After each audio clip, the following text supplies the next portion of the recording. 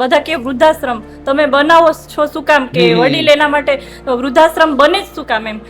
એટલે જે આખા ગુજરાતમાં હોય છે એ પ્રકારનું નથી, અલગ જ વૃદ્ધાશ્રમ છે કે અહીંયા આપણે એવા વડીલોને દાખલ કરીએ છીએ જેને કોઈ નથી આગળ પાછળ, મેઇન કે એને દીકરા નથી અને દીકરી હોય સાસરે જતી રહે, હવે એનું કોઈ આગળ પાછળ હોય નહીં, કોઈ પણ પ્રકારની પેન્શન કે કોઈ આવક ન હોય, એવા વૃદ્ધોને આપણે અહીંયા લઈએ છીએ. સારું લાગે છે?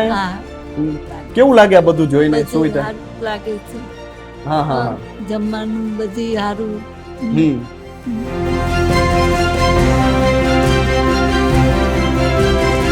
1500 થી 2000 માણસની રસોઈ 1.5 થી 2 કલાકમાં તૈયાર થઈ જાય છે અને એનાથી વધુ પણ થઈ શકે, આપણે એવું પણ કહી શકીએ.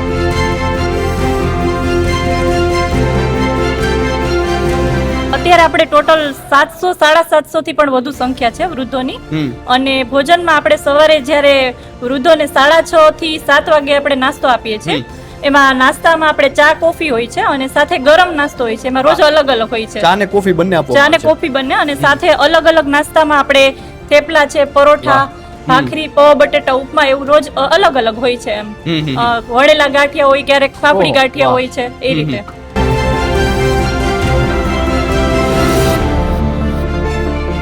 ટોટલ 11 માળનું બિલ્ડિંગ છે. એક માળે 16 રૂમ છે અને એક રૂમમાં 4 થી 5 વડીલોને રાખશું. એમનું કોઈ નથી, નિરાધાર છે, પરંતુ સદભાવના છે તેનો આધાર બનીને અત્યારે ઊભું છે. બપોરના ભોજન પહેલા પણ આપણે 11 વાગે આપણે ફ્રૂટની ડીશ આપીએ છીએ સુધારીને, અને એના પહેલા આપણે એક ચા આપીએ છીએ. અને બપોરનું ભોજન 12 વાગ્યાનો સમય છે. 12 વાગે આપણે જમવાનું આપીએ છીએ. એમાં 2 શાક હોય, એક કઠોળ અને એક લીલોતરી, દાળ ભાત, સંભારો, છાશ, રોટલી, પાપડ, સાથે ફૂલ ડીશ આપણે આપીએ છીએ. અને સાથે મીઠાઈ અને ફરસાણ પણ એડ થઈ જાય છે. 60 વર્ષથી ઉપર જ્યારે માણસની ઉંમર થાય ત્યારે એનો સ્વભાવ જે બાળક જેવો થઈ જાય, એટલે એને બાળકની રીતે આપણે સાચવવા પડે છે અને એને જે રીતે મજા આવે ને એ રીતે આપણે એની સાથે રહેવું પડે છે. ભૂલો ભલે બીજું બધું, મા બાપને ભૂલશો નહીં, અગણિત છે ઉપકાર એના એ કદી વિસરશો નહીં. માતૃદેવો ભવ અને પિતૃદેવો ભવના ગાણા ગાતા આ સમાજની બીજી વાસ્તવિકતા વૃદ્ધાશ્રમ પણ છે. જીવતરની સમી સાંજે જ્યારે જે ઉમરાની આખી જીવન પૂજા કરી હોય તે જ ઉમરો જ્યારે જાકારો આપે ત્યારે જીવન અંધકારમય બની જતું હોય છે. એવા અનેક વડીલો આપણી આસપાસ જોવા મળતા હોય છે કે જેઓ સંપૂર્ણપણે નિરાધાર હોય, પરંતુ આવા નિરાધાર લોકોનો આશરો બન્યો છે સદભાવના વૃદ્ધાશ્રમ. ત્યાં હાલ આપણે ગુજરાતના સૌથી વિશાળ વૃદ્ધાશ્રમમાં છીએ, સૌથી મોટા વૃદ્ધાશ્રમમાં છીએ, એટલે કે સદભાવના વૃદ્ધાશ્રમમાં છીએ. તેની નવી બિલ્ડિંગ બની છે, 11 માળની આ વિશાળ બિલ્ડિંગની. આવો મુલાકાત લઈએ વાત ગુજરાતી પર. જે રીતે આપણે જોઈએ તો સદભાવના વૃદ્ધાશ્રમ છે, તેના દ્વારા અનેક એવા સત્કાર્યો કરવામાં આવે છે અને એના કારણે જ કદાચ આપણી આ ભૂમિમાં છે આજે સત્કાર્યનો દીવો છે તે સતત પ્રગટી રહ્યો છે. સદભાવનામાં છીએ ત્યારે આપણી સાથે બહેનો જોડાઈ ચૂક્યા છે, તો તેમની સાથે જ સીધી વાત કરીએ વાત ગુજરાતી પર. શું નામ છે સૌપ્રથમ તો તમારું? ત્રિવેદી મિત્તલ. શું કહેશો સૌપ્રથમ તો આ વૃદ્ધાશ્રમ જે બની રહ્યું છે અત્યારે 11 માળનું વૃદ્ધાશ્રમ, પહેલી વખત કદાચ અમે પણ જોયું છે આ પ્રકારની વૃદ્ધાશ્રમમાં સુવિધા હોય, શું કહેશો, શું ખાસિયત છે? અમારે છે ને અત્યારે ટોટલ 11 માળનું બિલ્ડિંગ છે. એક માળે 16 રૂમ છે અને એક રૂમમાં 4 થી 5 વડીલોને રાખશું. પથારીવશ વડીલો છે અમારી પાસે અત્યારે 250 જેટલા, જે સાવ પોતાની રીતે હલનચલન નથી કરી શકતા, બેડ રેસ્ટ છે, એવા વડીલો છે અમારી પાસે. જેને ડાયપર બદલાવી દેવું પડે એવા વડીલો છે. પેરેલિસિસ, ગેંગ્રીન, કેન્સર વાળા વડીલો પણ છે અમારી પાસે. ખાસ કરીને જોઈએ તો આપણે જોઈએ જે મેડિકલ છે આખું એનો વિભાગ પણ અહીં અલગ જોવા મળે છે, હોસ્પિટલ છે અહીં, ખાસ કરીને એના વિશે જણાવો. હા, હોસ્પિટલમાં અત્યારે અમારી પાસે છે ને જનરલ વોર્ડ છે અને 3 ડોક્ટરની ચેમ્બર છે. અત્યારે અલગ અલગ ડિપાર્ટમેન્ટમાં જે રીતે જનરલ ડોક્ટર હોય એ બધા અહીંયા જ અમે બોલાવશું એ લોકોને. 24 કલાક? હા, 24 કલાક સતત ચાલુ રહેશે? હા, અહીંયા હોસ્પિટલ ચાલુ રહેશે. શું શું સુવિધા આપવામાં આવશે એમાં? અમારે અત્યારે છે ને એક આંખ બતાવવા માટેનું કરવાના છીએ, પછી ફિઝિયોથેરાપી સેન્ટર પણ છે અને સોનોગ્રાફી, એક્સરે બધું અમે અહીંયા જ કરી આપશું. અને વડીલો માટે જ આ બધી સુવિધા વડીલો માટે છે. તો જે રીતે આપણે જોઈએ તો જે સદભાવના વૃદ્ધાશ્રમ છે અહીં જ છે તે હોસ્પિટલની પણ સુવિધા રાખવામાં આવી છે. અનેક પ્રકારના જે કહી શકાય કે રોગો છે તેને અહીં જ નિદાન કરવામાં આવશે. અને આ પ્રકારની સુવિધા કદાચ ખૂબ મુશ્કેલ છે. આજકાલ આપણે જોતા હોઈએ છીએ કે વડીલો છે ઉંમરના ઉંમરે ઊભા હોય છે ત્યારે અનેક પ્રકારની બીમારીઓ છે તે ઘર કરી જતી હોય છે, પરંતુ અહીં હોસ્પિટલની સુવિધા પણ છે. ખૂબ કહી શકાય કે આંગણે છે અહીં હોસ્પિટલની સુવિધા પણ રાખવામાં આવી છે, અન્ય સુવિધાઓ પણ છે, આવો તે પણ નિહાળીએ. તો હાલ આપણે ગુજરાતના સૌથી મોટા વૃદ્ધાશ્રમમાં છીએ અને ખાસ કરીને આપણે જોયું તો જે પ્રકારની સુવિધાઓ આપણે જોઈ કે હોસ્પિટલની પણ અહીં વ્યવસ્થા રાખવામાં આવી છે અને એ સાથે જ જોઈએ તો ભોજન માટે પણ જે પ્રકારની વ્યવસ્થા રાખવામાં આવી છે તે કદાચ આપણે ક્યારેય નહીં જોઈએ તે પ્રકારની સિસ્ટમ છે ત્યાં જોવા મળી રહી છે. શું કહેશો બેન, ભોજન માટે શું વ્યવસ્થા રાખવામાં આવી છે? ભોજન માટે અત્યારે આપણે જે સામાન્ય ઘરના રસોડામાં જે 4 થી 5 માણસની રસોઈ સામાન્ય રીતે બનતી હોય એના કરતા અહીં અલગ રીતે બનાવવામાં આવે છે. એમાં થર્મિક પાવરનો આપણે ઉપયોગ કરેલો છે. થર્મિક પાવર એટલે આપણે એક પ્રકારના ઓઇલમાંથી આપણે રસોઈ બનાવીએ છીએ, ઓઇલના ઈંધણથી એમ. એટલે આપણે 1500 થી 2000 માણસની રસોઈ 1.5 થી 2 કલાકમાં તૈયાર થઈ જાય છે અને એનાથી વધુ પણ થઈ શકે, આપણે એવું પણ કહી શકીએ. શું કહેશો કે રોજ કેટલા વડીલો અહીં ભોજન લેતા હોય છે ને તેમના માટે ભોજનમાં શું શું આપવામાં આવતું હોય છે વડીલોને ખાસ કરીને? અત્યારે આપણે ટોટલ 700 750 થી પણ વધુ સંખ્યા છે વૃદ્ધોની. અને ભોજનમાં આપણે સવારે જ્યારે વૃદ્ધોને 6:30 થી 7 વાગે આપણે નાસ્તો આપીએ છીએ. એમાં નાસ્તામાં આપણે ચા કોફી હોય છે અને સાથે ગરમ નાસ્તો હોય છે. એમાં રોજ અલગ અલગ હોય છે, ચા ને કોફી બંને આપવામાં ચા ને કોફી બંને. અને સાથે અલગ અલગ નાસ્તામાં આપણે થેપલા છે, પરોઠા, ભાખરી, પૌવા, બટેટા, ઉપમા એવું રોજ અલગ અલગ હોય છે. એમ વળેલા ગાંઠિયા હોય, ક્યારેક ફાફડી ગાંઠિયા હોય છે, એ રીતે. અને પછી બપોરના ભોજનમાં, સાંજના ભોજનમાં શું? બપોરના ભોજન પહેલા પણ આપણે 11 વાગે આપણે ફ્રૂટની ડીશ આપીએ છીએ સુધારીને, અને એના પહેલા આપણે એક ચા આપીએ છીએ. અને બપોરનું ભોજન 12 વાગ્યાનો સમય છે. 12 વાગે આપણે જમવાનું આપીએ છીએ. એમાં 2 શાક હોય, એક કઠોળ અને એક લીલોતરી, દાળ ભાત, સંભારો, છાશ, રોટલી, પાપડ સાથે ફૂલ ડીશ આપણે આપીએ છીએ. અને સાથે મીઠાઈ અને ફરસાણ પણ એડ થઈ જાય છે. અને સાંજે પણ એ રીતે?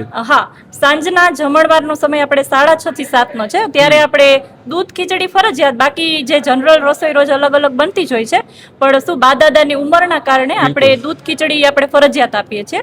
દૂધ આપવામાં આવે છે? હા, દૂધ આપવામાં આવે છે. વાહ વાહ વાહ. શું કહેશો, એ વડીલો જ્યારે ભોજન લેતા હોય છે ત્યારે એમના મુખ પર કેવા ભાવ હોય છે? કારણ કે આપણે કહેતા હોઈએ છીએ કે વડીલો પણ જે ઉંમરે પહોંચે છે ત્યારે એમનું પણ ભાવ છે તે બાળક જેવો હોય છે, અને બાળક છે તે ભોજન પ્રત્યે આપણે જોતા હોઈએ છીએ, તો તમે પણ જોતા હશો, કેવો એમનો ભાવ હોય છે? એક અલગ જ પ્રકારનો સંતોષ એની આંખમાં અને એની આપણે જોઈ શકીએ છીએ કે ભાવ ઉભરે છે એના, અને આપણે એ સંતોષ જોઈને આપણે પણ અલગ પ્રકારની ખુશી થાય છે. અને એ રીતે રસોડું છે તો સતત ચાલુ હોય છે, દરરોજ હોય છે? હા, સતત ચાલુ હોય છે. 4 થી 5 વાર તો આપણે ટૂંકમાં 2 વાર નાસ્તો સવારે અને બપોર પછી 4 વાગે, પછી 2 વાર રસોઈ બપોરે અને સાંજે. અને એ દરમિયાન આપણે 2 વખત ચા પણ બનતી હોય છે, સવારે બપોરે, એ રીતે. એટલે આખો દિવસ રસોડું તો ધમધમતું જ રહે છે.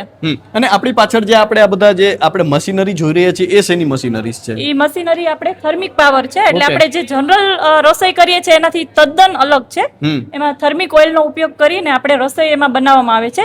ઝાઝા માણસની રસોઈ ઓછા સમયમાં બને છે તેમાં. અને એમાં આ શાક દાળ ને બધું અહીં જ બની જાય છે? હા, બધું આ જ રસોડામાં બને છે. વાહ. તો જે રીતે આપણે જોઈએ તો રસોડું પણ છે સતત ધમધમતું રહે છે વડીલો માટે, અને ખાસ કરીને જે વડીલો છે કે જેમનું કોઈ નથી તેમના માટે સદભાવના છે, હંમેશા ખડે પગે ઊભું છે. અને આમ પણ આપણી આ ભૂમિમાં રોટલો છે તેનું ખૂબ મોટી કિંમત જે કહી શકાય કે ખૂબ એને મહત્વ માનવામાં આવે છે, અને સદભાવનામાં જે રીતે આપવામાં આવે છે ભોજન તેની પણ અત્યારે આપણે વાત કરી. હવે આગળ હજુ પણ એવી અનેક વસ્તુઓ છે તેની મુલાકાત લઈએ. તો જે રીતે આપણે જોઈ રહ્યા છીએ કે સદભાવના જે ગુજરાતનું સૌથી મોટું જે વૃદ્ધાશ્રમ છે ત્યાં આપણે છીએ, અને જે રીતે ભોજન બની રહ્યું છે, ભોજન હોલ છે, તેના વિશે વાત કરીએ. શું કહેશું બેન, આ હોલની શું ખાસિયત છે? કેટલા લોકો એક સાથે વડીલો બેસી શકે છે એના વિશે થોડું જણાવો. આ હોલમાં અત્યારે આપણે 400 થી 500 માણસ એક સાથે બેસીને ભોજન લે છે.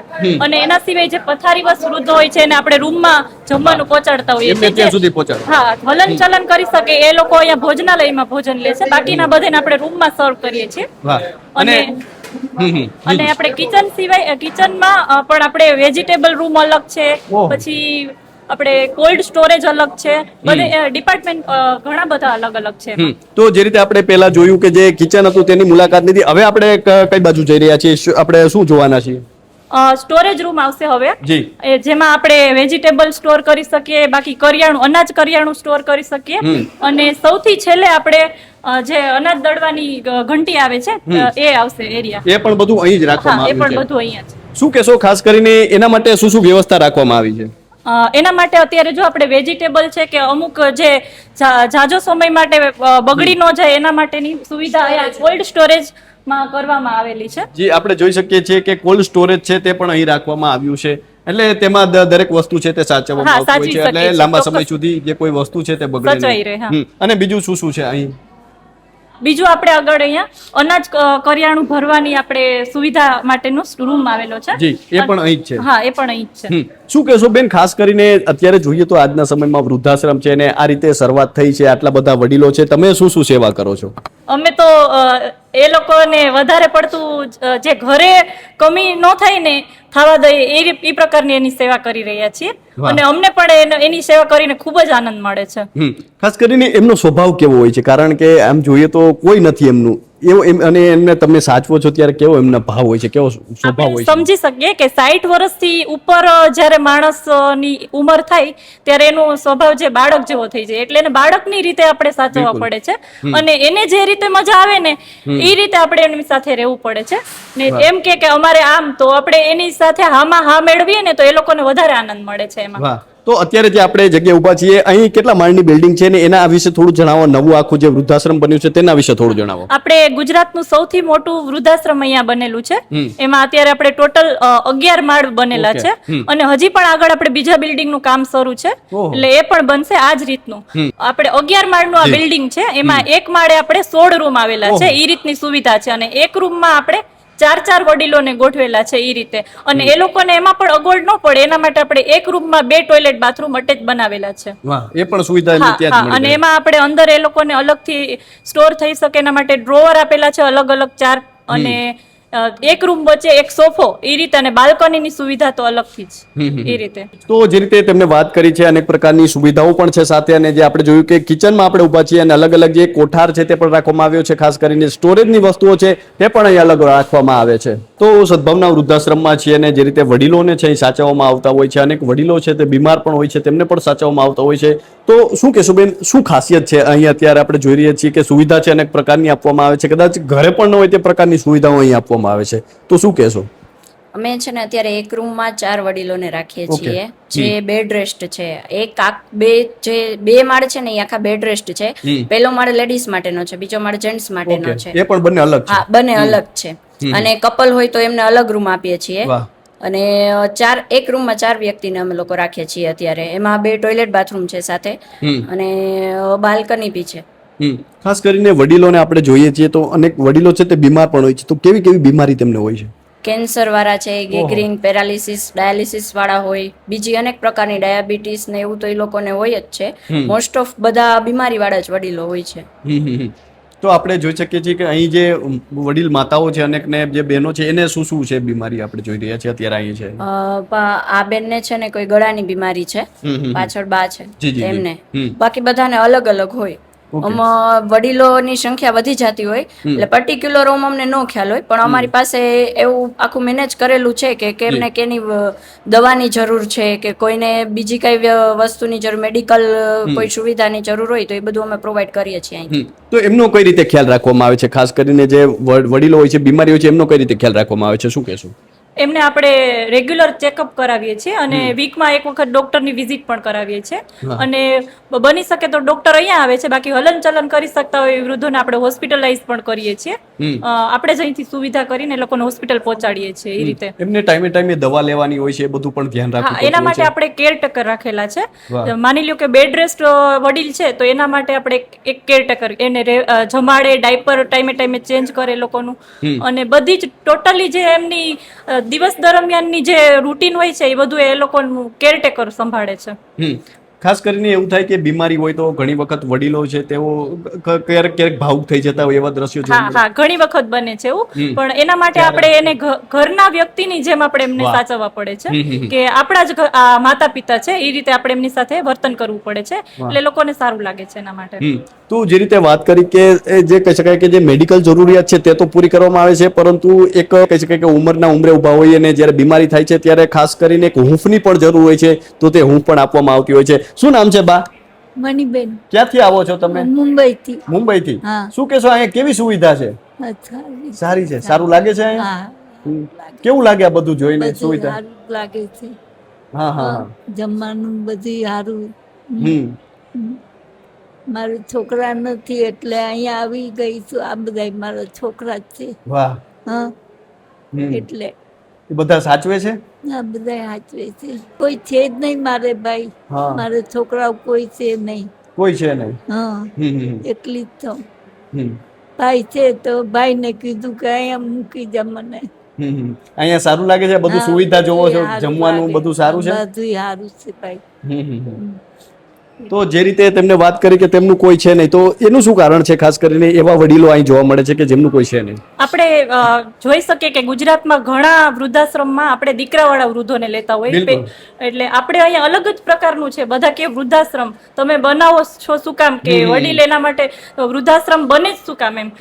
એટલે જે આખા ગુજરાતમાં હોય છે એ પ્રકારનું નથી, અલગ જ વૃદ્ધાશ્રમ છે કે અહીંયા આપણે એવા વડીલોને દાખલ કરીએ છીએ જેને કોઈ નથી આગળ પાછળ.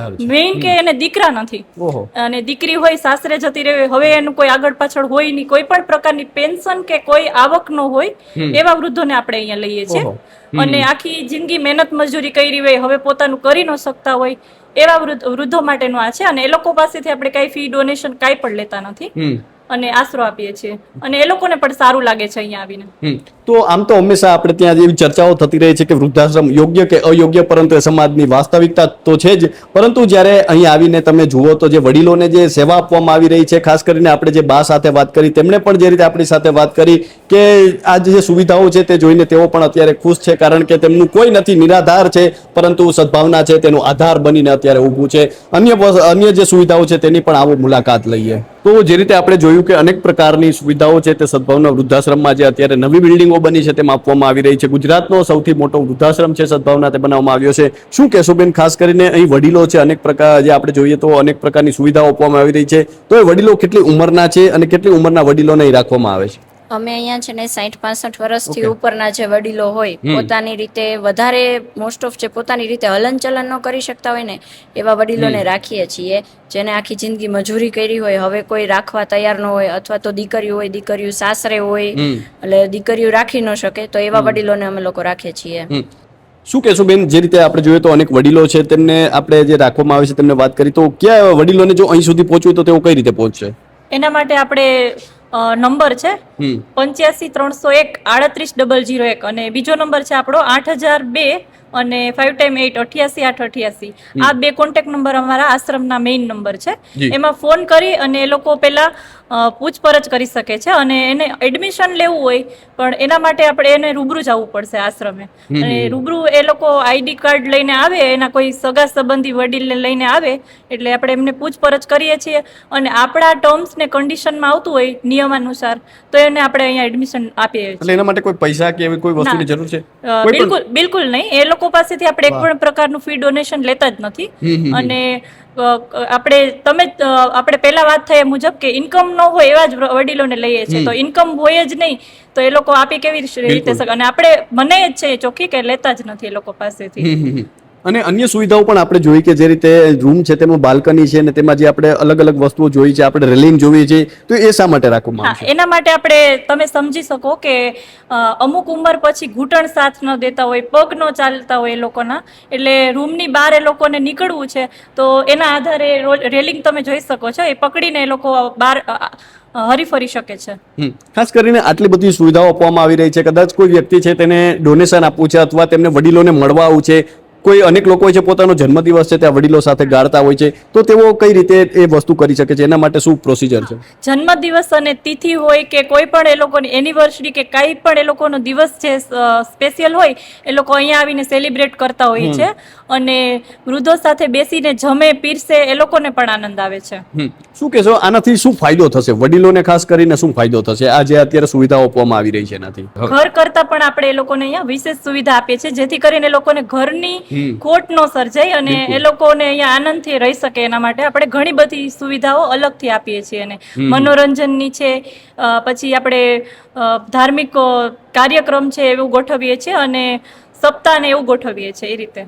તમે પણ એમની સેવા કરતા હશો તો ઘણી વખત તેઓ ભાવુક થઈ જતા હશે, ત્યારે તમે લોકો એમને કઈ રીતે કહી શકાય કે સંભાળો છો? અમે એ લોકોને કહીએ છીએ કે તમે લોકો ચિંતા ન કરો, અમે લોકો છીએ.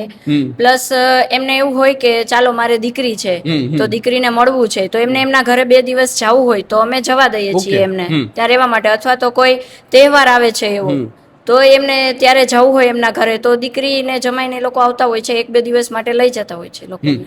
તો જે રીતે આપણે જોઈએ તો સદભાવના વૃદ્ધાશ્રમ છે તેનું અત્યારે નવું જે બિલ્ડિંગ બન્યું છે, અનેક પ્રકારની સુવિધાઓ આપવામાં આવી રહી છે, અને જે વડીલો છે કે જેમને પોતાના હોય પોતે તેમની આંગળી છોડી દીધી છે અને તેમની સાથમાં અત્યારે સદભાવના છે તે અડીખમ ઊભું છે. અને આ પ્રકારના જે વૃદ્ધાશ્રમો છે, આમ જોઈએ તો વૃદ્ધાશ્રમો છે તે યોગ્ય કે અયોગ્ય તેની ચર્ચાઓ થતી રહે છે, પરંતુ જે જીવનની એક વાસ્તવિકતા છે કે વૃદ્ધો છે, અનેક વૃદ્ધો તેમને પોતાના જ લોકો જાકારો આપતા હોય છે, તો અનેક વૃદ્ધો હોય છે કે જેમનું પોતાનું કોઈ નથી હોતું અને સદભાવના છે તેમની પડખે હંમેશા ઊભું હોય છે. તો અત્યારે બસ આટલું જ. ફરી મળતા રહીશું વાત ગુજરાતી પર.